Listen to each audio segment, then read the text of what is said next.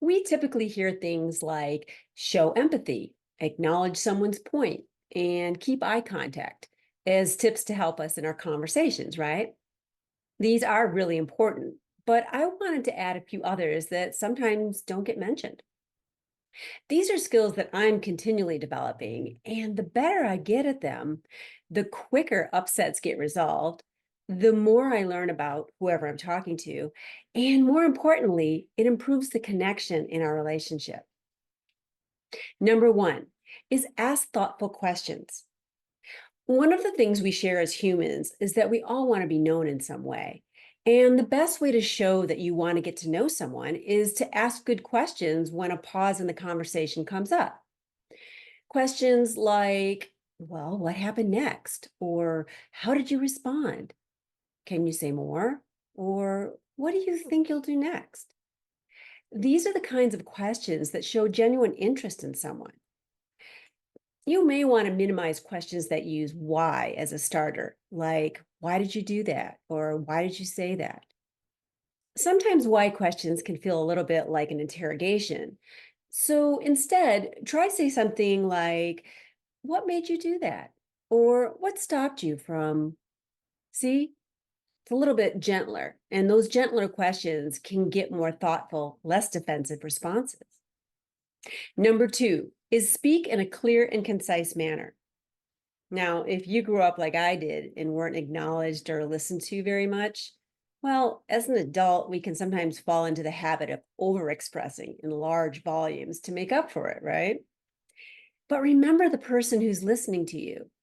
You know what you're talking about well, but it's the first time that the other person is hearing it. So do your best to deliver it in small, concise chunks.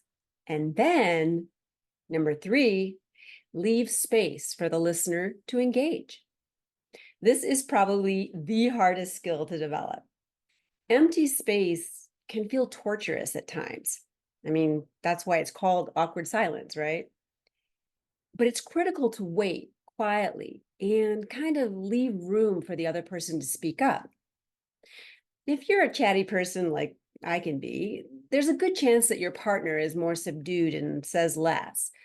I mean, it's very common to find ourselves with people who complement us with opposite characteristics. So, if it helps, think of holding that silent space sort of like a waiting game and see if you can last longer not saying something than the other person.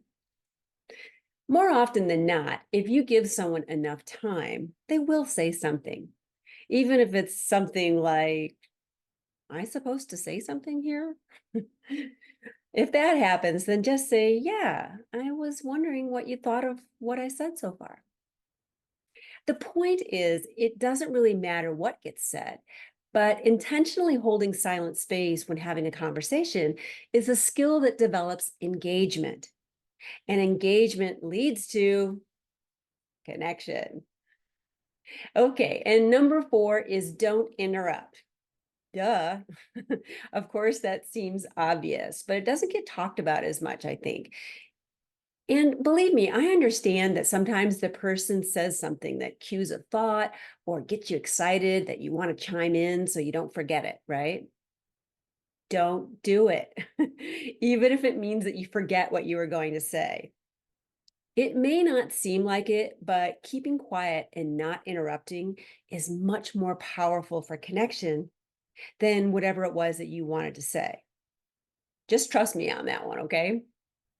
So, the four skills to work on are ask thoughtful questions, speak in a clear, concise manner, leave space for the listener to engage, and don't interrupt, or at least try to do it less.